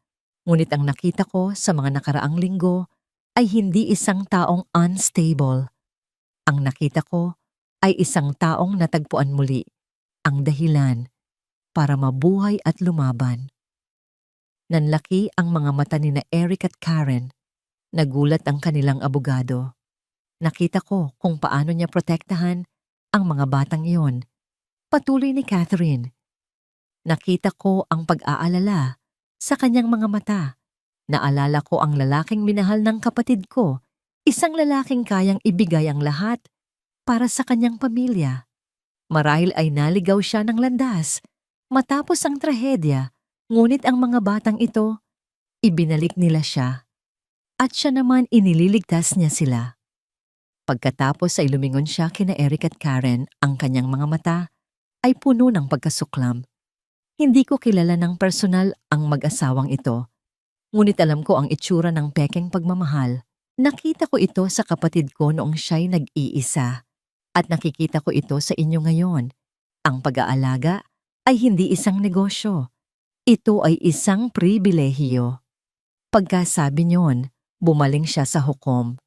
Wala na po akong idadagdag pa, Your Honor. Ang testimonya ni Catherine ay parang isang bombang sumabog sa gitna ng courtroom. Ito ay isang ganap na pagbaligtad mula sa inaasahan. Ang epekto nito kay Karen ay biglaan at marahas. Sa pagkawala ng kanilang huling pag-asa, tila nawala na rin ang kanyang huling hibla ng pagpipigil. Sinungaling. Bigla siyang tumayo at sumigaw, itinuturo si Catherine. Bayaran ka rin niya, no? Lahat kayo mga mayayaman. Akala niyo makukuha niyo ang lahat. Mrs. Karen, umupo po kayo. Sigaw ng kanyang abogado, ngunit hindi na siya nakinig. Ang kanyang galit ay bumaling ngayon kay Daniel. Ikaw, sinira mo ang buhay namin. Ang mga batang yun ay sakit ng ulo, walang utang na loob. Dapat hinayaan na lang namin silang mamatay sa sakit tulad ng nanay nila. Isang kolektibong paghinga ng pagkagulat ang narinig sa buong silid. Sa kanyang galit, hindi sinasadyang inamin ni Karen ang lahat, ang kanyang tunay na nararamdaman, ang kanyang kalupitan, ang kawalan niya ng anumang pagmamahal para sa mga bata. Napahawak na lang sa kanyang ulo ang kanyang abogado. Si Eric ay napayuko, tila nais na lamunin ng lupa. Katahimikan, isang mahaba at mabigat na katahimikan ang bumalot sa courtroom. Ang hukom, isang babaeng may edad na at maraming nang nakitang kaso, ay dahan-dahang inalis ang kanyang salamin. Tumingin siya kay Karen nang may matinding awa at pagkadismaya. Salamat sa inyong paglilinaw, Mrs. Karen, sabi ng hukom sa isang malamig na tinig. Pagkatapos kinuha niya ang kanyang maliit na martilyo. Tok! Ang tunog ay umalingaw-ngaw sa silid. Ang desisyon ay ipahahayag. Ang lahat ay napigil ang hininga. Tumingin si Daniel kay James, pagkatapos ay kay Catherine, isang maliit at nagpapasalamat na tango ang kanyang ibinigay. Ano man ang maging desisyon, alam niyang ang katotohanan ay lumabas na. At sa wakas, hindi na siya nag-iisa sa laban na ito.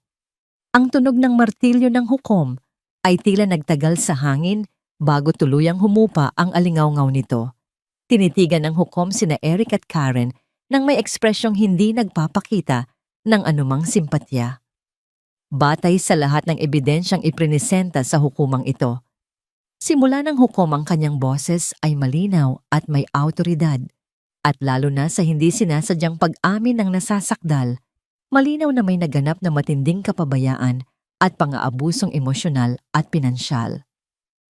Sa bisa ng kapangyarihang ipinagkaloob sa akin, pagpapatuloy niya agad na binabawi ng korte ang lahat ng karapatan sa pangangalaga ni na Mr. Eric at Mrs. Karen sa mga batang sina Zoe at Leah. Higit pa rito inaatasan ko ang prosekusyon na magbukas ng isang hiwalay na imbestigasyong kriminal laban sa mag-asawa para sa mga posibleng kaso ng child abuse, estafa at perjury. Isang mahinang tunog ng pagkagulat ang narinig mula kay Karen. Si Eric naman ay napapikit na lang, tila tinatanggap na ang kanilang pagkatalo. 2 pulis ang agad na lumapit sa kanilang likuran. Pansamantala, sabi ng hukom ngayon ay bumaling na kay Daniel. Ang temporary custody ni na Zoe at Leah ay ipinagkakaloob kay Mr. Daniel. Isa sa ilalim ang kanyang tahanan sa regular na pagbisita mula sa CPS sa loob ng 6 na buwan. At pagkatapos noon, maaari na siyang maghain ng formal na petisyon para sa legal na pag-aampon. Isang malaking bigat ang tila nabunot mula sa dibdib ni Daniel. Napahawak siya sa mesa para suportahan ang kanyang sarili, hindi na malayang pinipigil pala niya ang kanyang paghinga. Tumingin siya kay James na tinapik siya sa balikat nang may malaking nanggiti. Nanalo tayo, bulong ni James.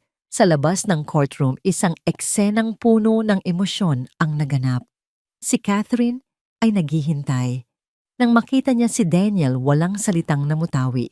Lumapit lamang siya at niyakap ito, isang yakap na hindi inaasahan, ngunit pareho nilang kailangan. Isang yakap ng pagpapatawad, pag-unawa at pagsisimula muli. Salamat, Catherine, sabi ni Daniel nang bumitiw sila. Para kay ate, sagot ni Catherine, isang maliit na ngiti ang unang beses na gumuhit sa kanyang mga labi. Nang buksan ang pinto ng silid, kung saan naghihintay ang kambal, sina Zoe at Leah ay agad na tumakbo hindi kay Catherine o kay James, kundi diretso sa mga bisig ni Daniel. Tapos na po. Tanong ni Zoe, ang kanyang mga mata ay puno ng pag-asa. Tapos na. Sagot ni Daniel, niyakap sila nang mahigpit. Hindi na sila babalik. Uuwi na tayo. Ang pag-uwi nila ay iba sa lahat ng nauna. Ang hangin sa loob ng sasakyan ay magaan. Ang katahimikan ay hindi na dahil sa takot, kundi dahil sa kapayapaan. Pinanood ni Daniel ang kambal mula sa rearview mirror. Magkayakap sila sa likod, hawak ang kanilang mga manika, ang kanilang mga mukha ay pagod, ngunit panatag. Nang gabing iyon, pagkatapos ng isang espesyal na hapunan na ipinagluto ni Daniel, tinipon niya ang kambal sa sala. Ang malaking espasyo na dati puno ng kalungkutan ay ngayon ay may init na nagmumula. Sa 3 taong magkakasama, umupo siya sa sahig sa harap nila, tulad ng ginawa niya noong unang gabi. Zoe, Leah, panimula niya ang kanyang puso ay kumakabog. Marami tayong pinagdaanan. At alam kong hindi naging madali para sa inyo. Tumingin siya sa kanilang mga matang minsan ng puno ng takot, ngunit ngayon ay may kislap na ng tiwala. Hindi ko kayang palitan ang nanay ninyo, at hinding-hindi ko susubukang palitan ang mga alaala ninyo sa kanya, sabi niya ng buong katapatan. Pero ang tahanang ito, ang puso ko, mayroon pang maraming puwang.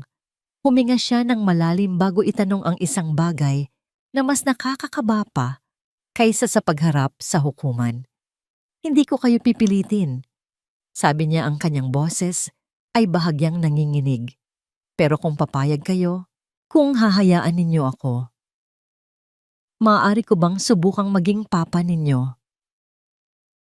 Hindi siya nagtanong kung gusto nilang maging anak niya. Ang tanong ay kung tatanggapin nila siya. Ibinigay niya sa kanila ang kapangyarihan, ang pagpili na ipinagkait sa kanila sa mahabang panahon. Nagkatinginan sina Zoe at Leah. Isang tahimik na pag-uusap ang naganap sa pagitan ng kanilang mga mata, isang koneksyon na tanging kambal ang nakakaunawa. Pagkatapos sabay silang lumingon pabalik kay Daniel. Si Leah ang laging tahimik ang unang nagsalita. Ang mga luha ay nagsimulang mamuo sa kanyang mga mata. Kung papa ka na namin, sabi niya sa nanginginig na tinig. Ibig sabihin po ba, hindi ka na aalis? Hinding-hindi, mabilis na sagot ni Daniel. Mananatili ako. Habang buhay, pangako. Isang malaking patak ng luha ang tumulo sa pisngi ni Leah. Pagkatapos ay tumingin siya kay Zoe. Tumango si Zoe, ang kanyang mga mata ay puno rin ng luha. Ngumiti siya, isang tunay at malawak na ngiti na ngayon lang nakita ni Daniel. Opo, sabay nilang sabi, ang kanilang mga boses ay pinaghalong iyak at saya. Opo, Papa. Ang salitang iyon ay parang isang susi na nagbukas sa huling kandado do ng puso ni Daniel. Ang lahat ng sakit, ang lahat ng pagsisisi, ang lahat ng kalungkutan ng nakaraang 3 taon ay tila naglaho, napalitan ng isang napakatinding pagmamahal. Hindi na siya nagsalita. Ibinuka na lang niya ang kanyang mga bisig.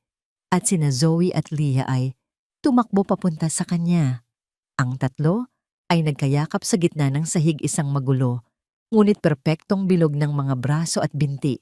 Ang kanilang mga hikbi ay hindi na dahil sa sakit, kundi sa kaligayahan.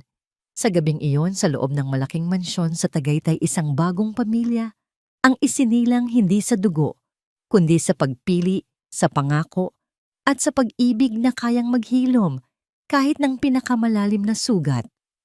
Lumipas ang 6 na buwan. Ang taglamig ay nagbigay daan sa isang mainit at masiglang tagsibol.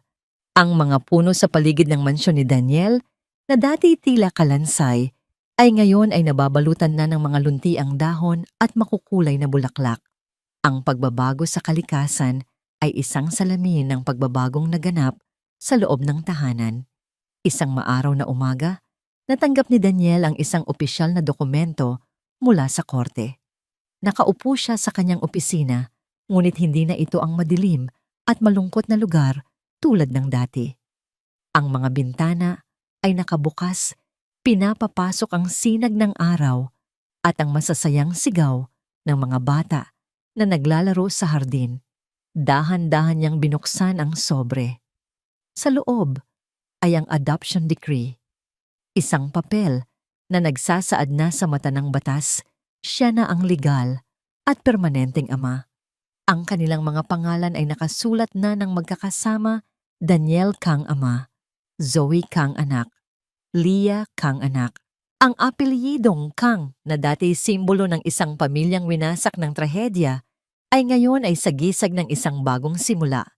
Isang luha ang pumatak mula sa kanyang mata at tumama sa papel, isang luha ng pasasalamat. Kinahapunan isinama niya ang kambal sa isang espesyal na lugar. Nagmaneho sila paakyat sa isang tahimik na bahagi ng Tagaytay kung saan matatanaw ang lawa ng Taal. Doon sa ilalim ng isang malaking puno ng akasya nakatayo ang 2 simpleng lapida. Papa, nasaan po tayo? Tanong ni Leah, hawak ang kamay ni Daniel. Nandito tayo para ipakilala ko kayo sa 2 importanteng tao sa buhay ko. Mahinang sagot ni Daniel. Lumapit sila sa mga puntod. Nakaukit doon ang mga pangalan, Elena kang minamahal, na asawa at ina, at Sofia at Isabela kang aming mga anghel. Lumuhod si Daniel at inilapag ang isang palumpon ng mga puting rosas. Sina Zoe at Leah ay nanatiling tahimik sa kanyang tabi, ramdam ang kabanalan ng sandali. Elena, mga anak. Nagsimula si Daniel, ang kanyang boses ay garalgal, ngunit matatag. Matagal akong nawala. Akala ko, habang buhay na akong mag-iisa. Pero pinadalhan niyo ako ng 2 bagong anghel. Lumingon siya sa kambal na nakikinig ng may pag-unawa sa kanilang mga mata. Ito si Mama Elena ninyo, at ito naman ang mga ate ninyo, sina Sofia at Isabela. Sabi niya, hindi sila narito para palitan, kundi para maging bahagi ng ating pamilya sa alaala. Hinawakan niya ang kamay ni Zoe at Leah. Gusto kong malaman nila na ang puso ko ay buo na ulit dahil sa inyo. Si Zoe, nang may sariling kusa, ay kumuha ng 2 maliit na bulaklak na ligaw mula sa damuhan at maingat na inilapag sa bawat lapida. "Hello po Mama Elena mga ate," mahina niyang sabi. "Ako po si Zoe at ito po si Leah. Huwag po kayong mag-alala. Aalagaan po namin si Papa." Ang simpleng kilos na yon ay nagdulot ng panibagong agos ng luha sa mga mata ni Daniel.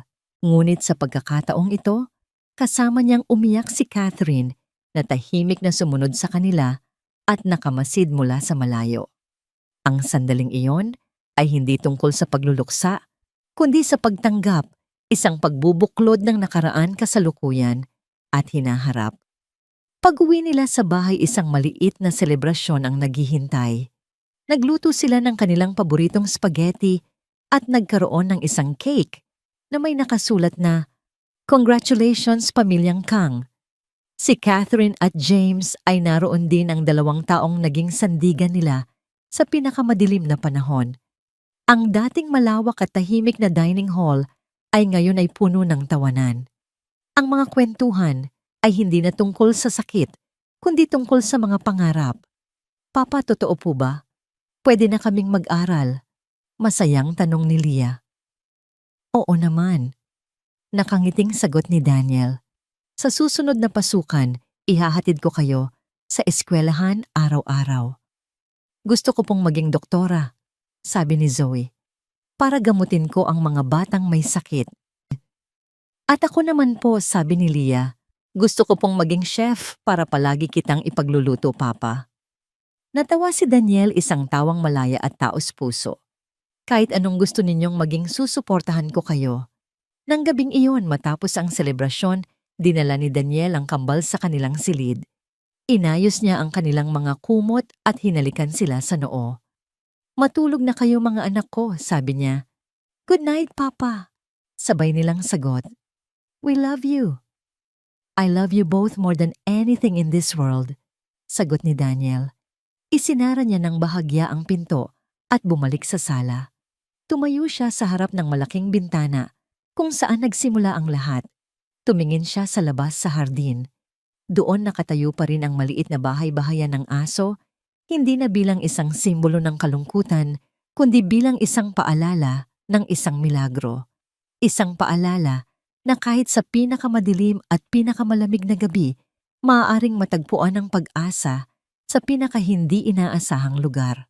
Isang pamilya ang winasak ng isang bagyo, ngunit isang bagong pamilya ang isinilang mula sa isa pa. Si Daniel Kang, ang lalaking minsay na walan ng lahat, ay ngayon ay meron ng higit pa sa kanyang inaakala. Ang mansyon ay hindi na isang ginintuang hawla. Ito ay naging isang tunay na tahanan.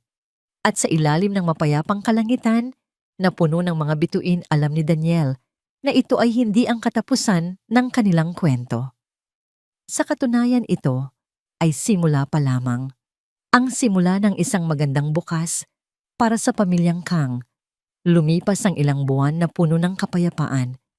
Ang mansyon ay naging isang paraiso para kina Zoe at Leah, isang ligtas na kanlungan kung saan ang bawat araw ay puno ng pagkain, pagmamahal at mga bagong laruan.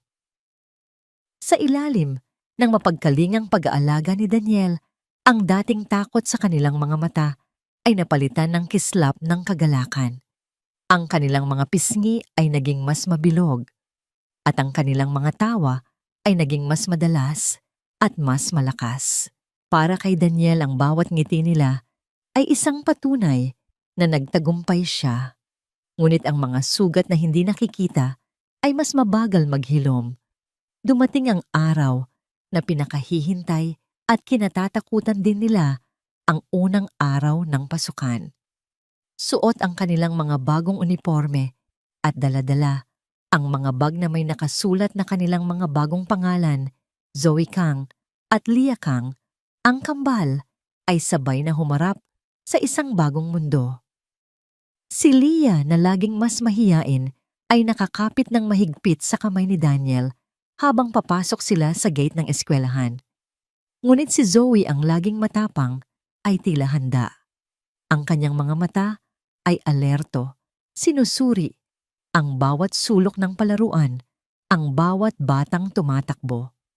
Ang kanyang tindig ay hindi tindig ng isang batang sabik matuto, kundi ng isang sundalong pumapasok sa isang hindi pamilyar na teritoryo.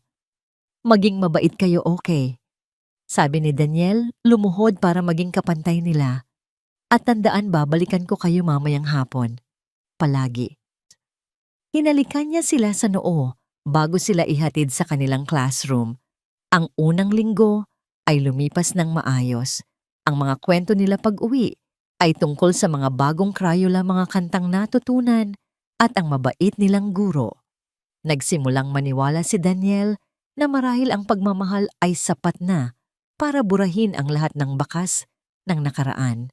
Ngunit ang konma ng nakaraan ay natutulog lamang naghihintay ng tamang pagkakataon para magising. Ang pagkakataong yon ay dumating sa ikalawang linggo ng klase. Hapon na. Naghihintay si Daniel sa labas ng eskwelahan, nakasandal sa kanyang sasakyan nang may isang tawag siyang natanggap mula sa isang hindi kilalang numero. "Hello, si Mr. Kang po ba ito?" Tanong ng isang babae. Ang kanyang boses ay formal at may halong pag-aalala. "Tumatawag po ako mula sa principal's office ng St. Michael's Academy." Agad na kinabahan si Daniel. "Opo, ako nga. May problema po ba?" "Kailangan po namin kayong makausap, Mr. Kang." "Kang, may nangyari po kasing insidente tungkol po sa anak ninyong si Zoe." Ang puso ni Daniel ay tila bumagsak sa kanyang tiyan. Nagmamadali siya nang pumasok sa eskwelahan at nagtungo sa opisina ng punong guro. Doon, nakita niya ang isang eksenang nagpatigil sa kanyang paghinga. Nakaupo sa isang silya si Zoe, ang kanyang ulo ay nakayuko, ang kanyang mga kamay ay nasa kanyang kandungan. Sa tapat niya isang batang lalaki ang umiiyak habang ang ina nito ay nilalagyan ng yelo ang namumula nitong pisngi.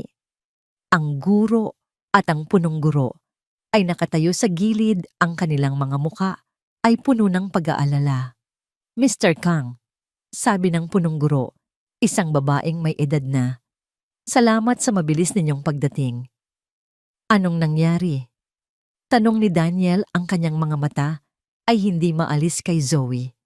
Ang ina ng batang lalaki, ang sumagot, ang kanyang boses ay nanginginig sa galito. "Anong nangyari? Ang anak ninyo.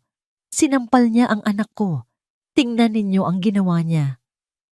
Tumingin si Daniel kay Zoe, naghahanap ng sagot.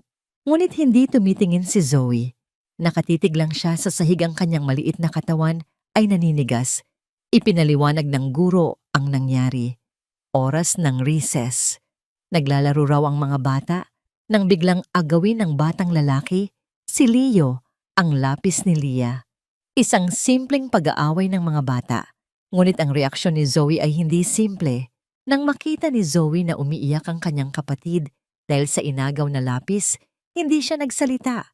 Hindi siya nagsumbong sa guro. Ang kanyang ginawa ay mabilis, tahimik at marahas. Nilapitan niya si Leo at nang walang anumang babala, buong lakas niya itong sinampal sa mukha. Ang sampal ay napakalakas para sa isang 6 na taong gulang. Natumba si Leo gulat at umiiyak. Habang si Zoe ay kinuha lamang ang lapis, ibinalik ito kay Leah at umaktong parang walang nangyari. Ang ibang mga bata ay natigilan sa takot. Napatulala si Daniel. Tumingin siya kay Zoe. Ngayon ay tila napakaliit at napaka-inosente sa kanyang upuan, ngunit ang inilarawang kilos ay kilos ng isang taong sanay sa karahasan, hindi bilang biktima, kundi bilang isang taong natutong lumaban pabalik. "Ito ba ang klase ng pag-uugali na tinuturo ninyo sa bahay, Mr. Kang?" Mataray na tanong ng ina ni Leo. "Ang anak ko ay maaaring magkaroon ng trauma, dahil dito kailangang may managot." "Patawad po." Sabi ni Daniel, sinubukang pakalmahin ang sitwasyon. "Ako po'y humihingi ng paumanhin sa ngalan ng aking anak. Kakausapin ko po siya." kakausapin. Tumaas ang boses ng babae. Hindi sapat yan. Ang batang yan ay delikado. Paano kung may dalang matulis na bagay sa susunod? Ang punong guro ay namagitan. Mrs. Santos, huminahon po tayo. Mr. Kang, naiintindihan po namin na bago pa lang si Zoe sa eskwelahang ito. Ngunit ang polisiya ng St. Michael's ay napakalinaw. Mayroon po tayong zero tolerance para sa anumang uri ng pisikal na pananakit. Kailangan po naming imbestigahan ito.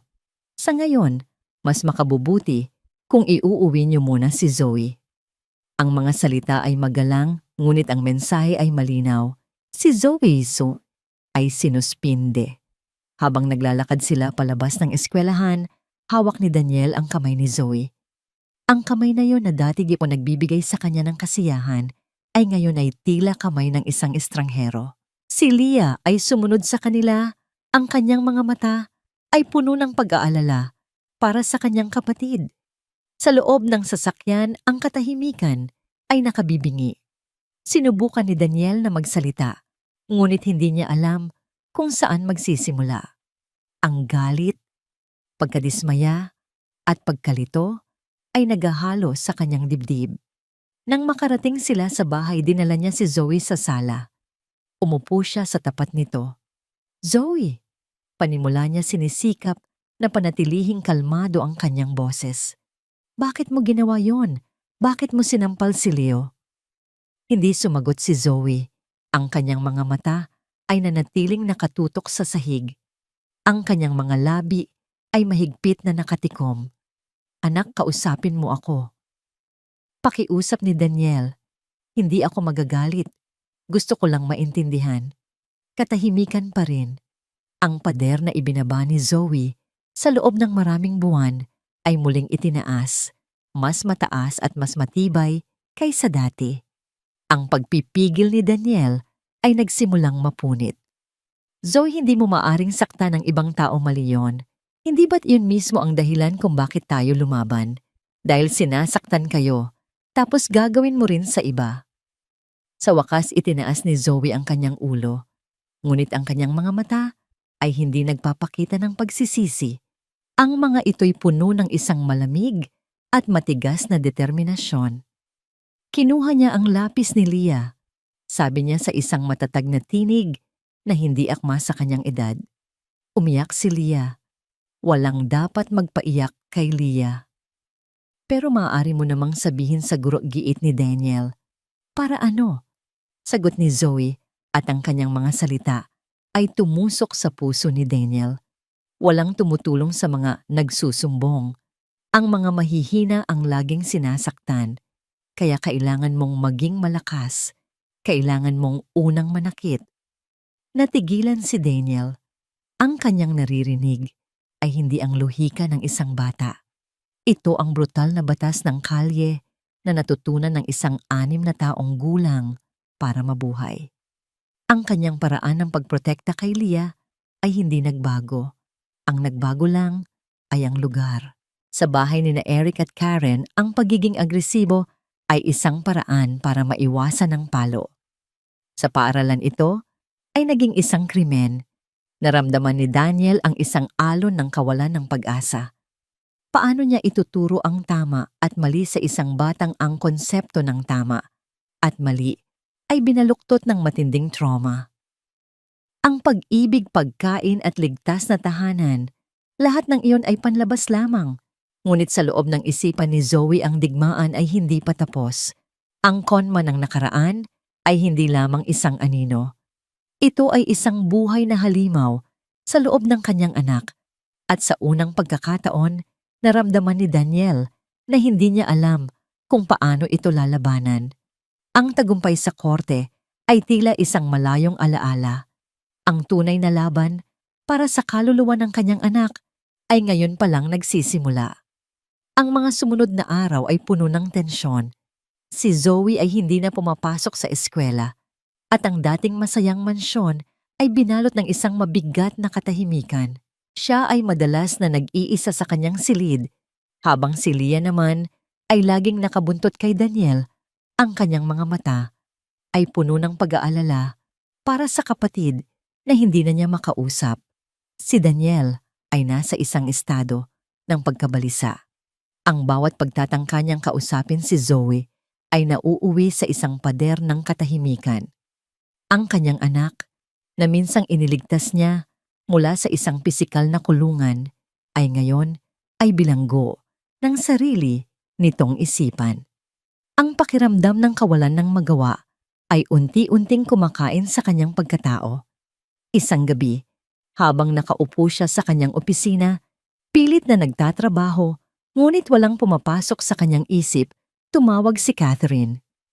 "Kumusta na si Zoe?" Tanong niya. Ang kanyang boses ay puno ng tunay na pag-aalala. "Nakarating na sa kanya ang balita tungkol sa insidente." "Hindi ko alam." Pag-amin ni Daniel, ang kanyang boses ay pagod. "Hindi ko na siya maabot, Catherine.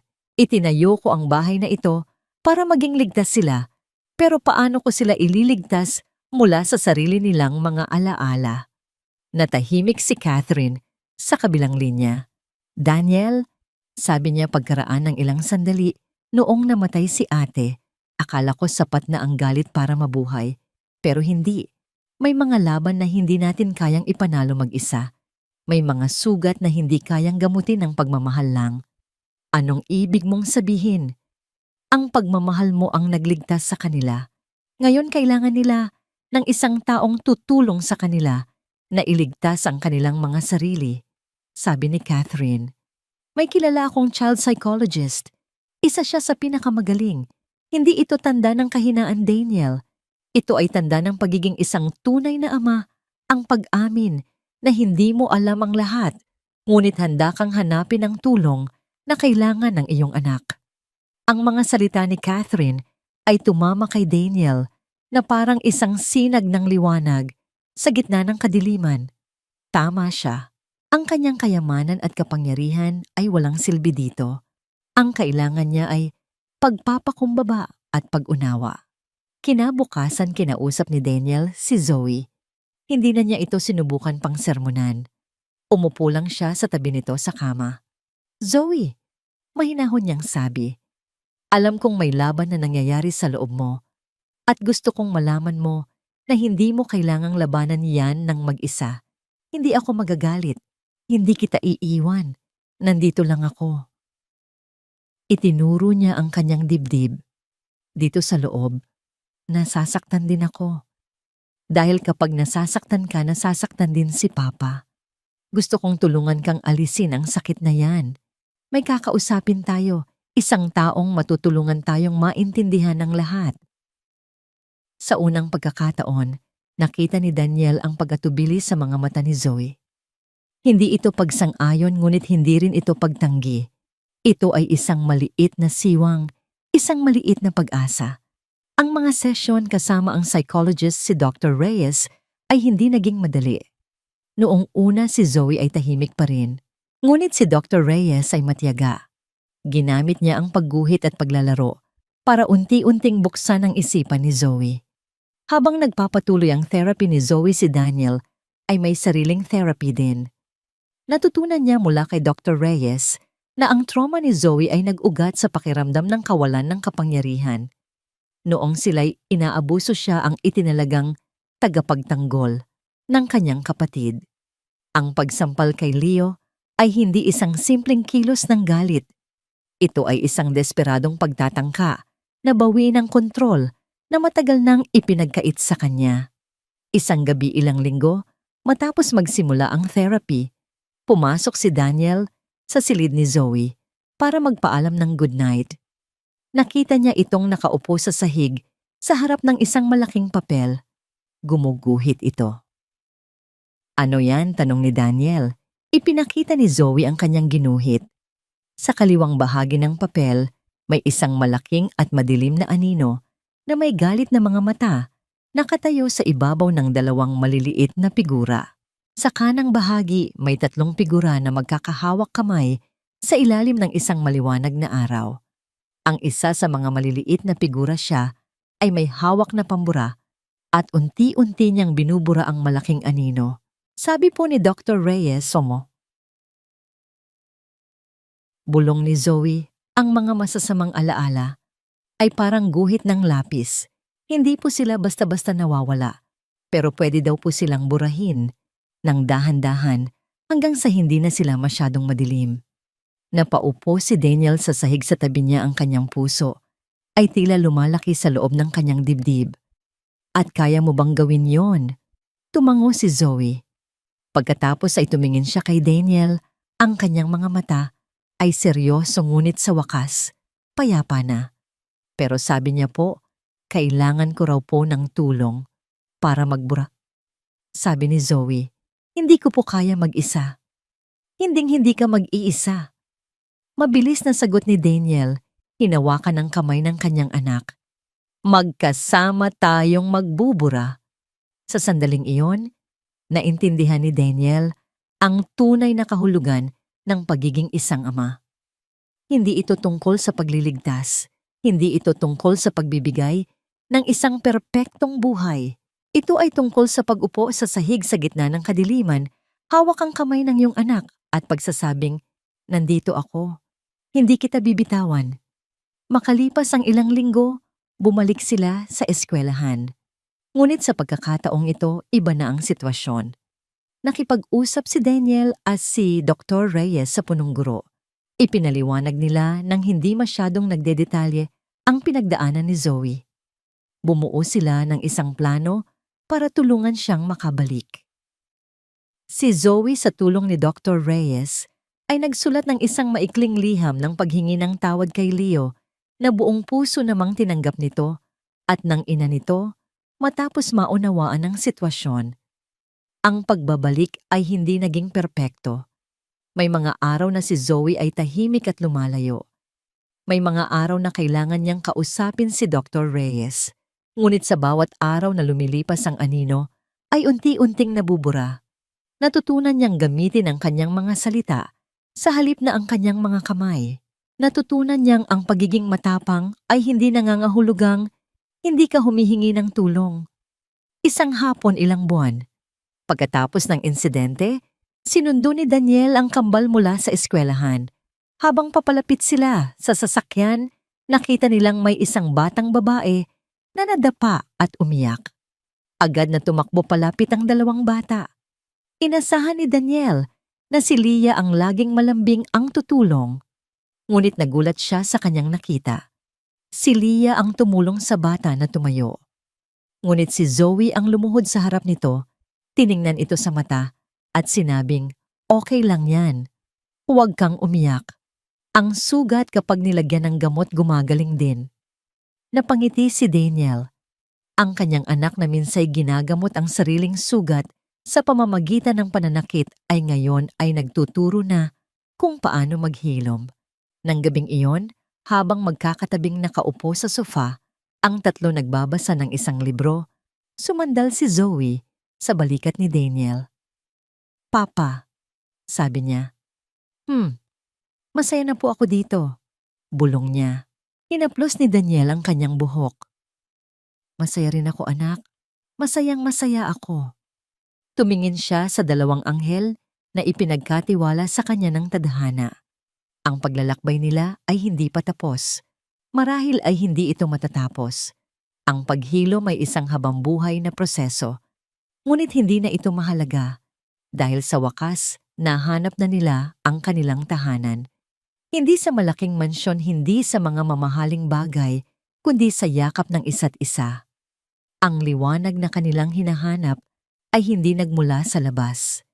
Ito ay nagmula sa loob, isang liwanag na pinagtulungan nilang paningasin mula sa mga abo ng nakaraan.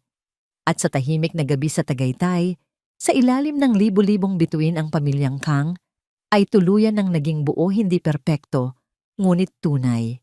At iyon para kay Daniel ay higit pa sa sapat. Iyon na ang lahat.